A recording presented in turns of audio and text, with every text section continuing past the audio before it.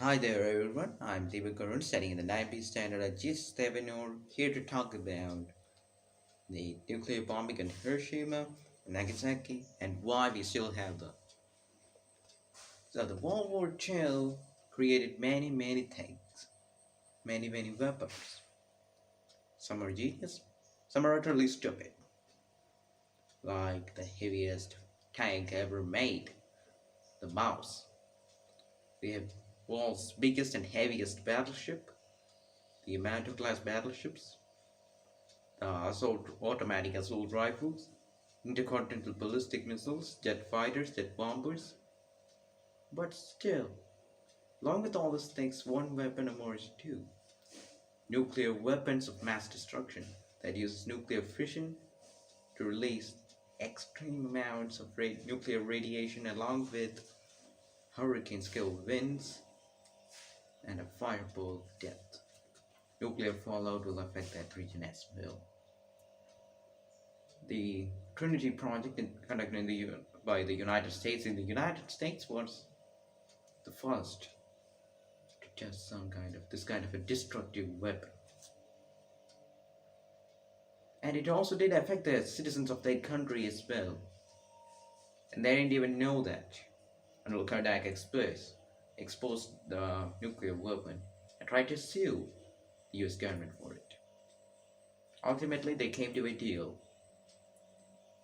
and it was only released to the public after the nuclear bombing of Hiroshima and Nagasaki that such a test ever took place, and it affected so many people, so many animals. It causes mutations. Weapons like this causes mutations. All you will hear is a flash, a bang, then nothing, you're dead. If you're far away, you'll see the mushroom cloud, the shockwave and the buildings being decimated. But so why do we have it then? Many nations actually stockpile these weapons, something called psychological warfare. If you want someone wants to launch an attack against the US, for example, take it. They will, US will send about 1 million or something nuclear bombs their way. It's not fair. You send one nuke, they will send 10,000 nukes back. So now they will attack the US. That's how the point of nuclear warfare. If you attack someone, they will attack you back with 10,000 times the power. Modern nuclear weapons are much more powerful than the ones dropped on Hiroshima.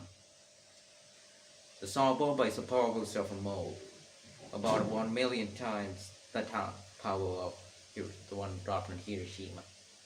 I think it's tiny compared to this. It's powerful that it can cause an earthquake a couple thousand kilometers away, send the shock wave 3 times around the earth. It is powerful. And every nation on the face of the globe has thing that's sound bomber. There's only one made, and if they're going to strap it onto a missile, they barely strapped it onto a Tu-95, I suppose, that bomber, and it barely survived the bomb. That is the world's biggest nuclear bomb to ever detonated, and the world's biggest conventional bomb. Was powerful, I guess, was the Tall Boy, or was it the Daisy Cutter? Probably the Tall Boy. It was launched by Lancaster bombers during World War II to destroy German railway lines. And there was this rolling bomb. But nuclear weapons are far more sophisticated, more advanced, and more powerful than any of those things. Nuclear fission can be used for both good and bad.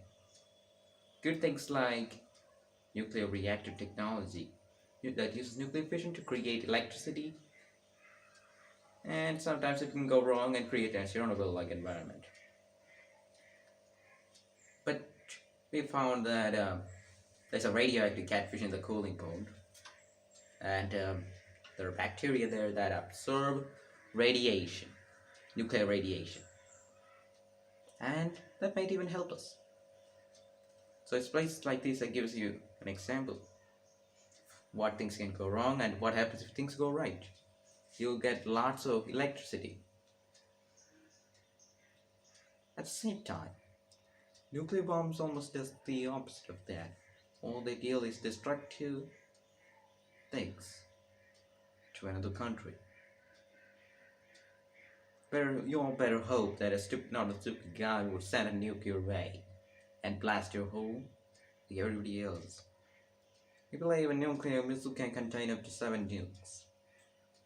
ICBMs can contain up to 7 nukes, I suppose. Some of them may be fakes. So, hope for the best that nobody will send a nuclear ray. Thank you for listening to me, and always see you in the next one.